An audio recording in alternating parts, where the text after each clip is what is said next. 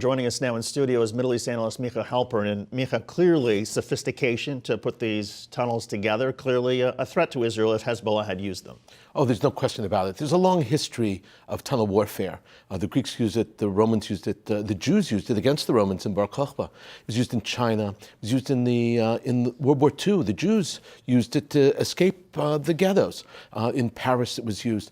The problem is there's almost no defense against it. Almost none. Israel actually this year has discovered the first historic defense of actually finding the tunnels and destroying them. And it's a very, very critical issue.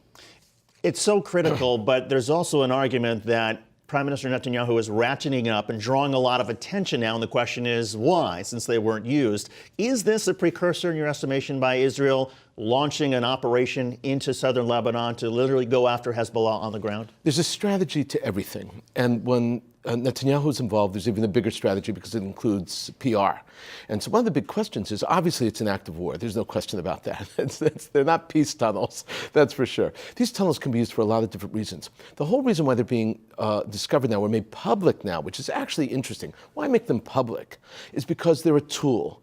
Now, also, Israel wants to know not just how they made it, but where they were coming out. What really was Hezbollah's interest and their targeting on the other side? It wasn't that they had any idea about it. Of course they knew what was going on. They were watching it and listening to it, and that's how they could discover it in the first place. We've had Danny Danon, the Israeli ambassador to the UN, say that all options remain on the table and that he expects UNIFIL, the UN forces, and the Lebanese army to take action to stop.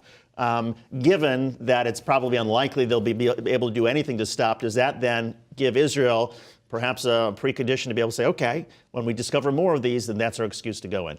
To expect the UN to do anything is not just unrealistic, it's not a part of their mandate.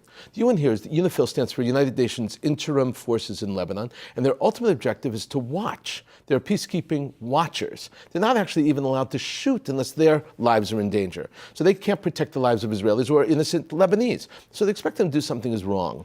That said, it's a beautiful example of how Israel is utilizing this politically in order to say, look, they're attacking us, we may have to strike back. And they may strike back, not just at the tunnels, destroying the tunnels, but at the source of what that takes place. And as far as Hezbollah, should Hezbollah have wanted to use these tunnels, what would the purpose be beyond just obviously killing Israeli citizens, but eventually Hezbollah would get driven out of Israel. So what's the purpose? Well, the purpose is actually as a strike.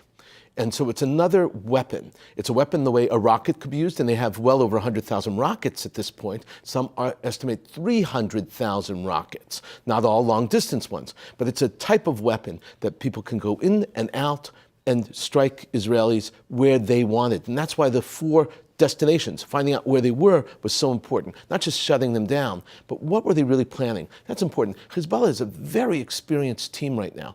They have they're proven in Syria, they're proven in Lebanon itself, and that proof is important. Tunnels can't be underestimated. The North Koreans have tunnels supposedly going into South Korea that can actually move 10,000 soldiers an hour.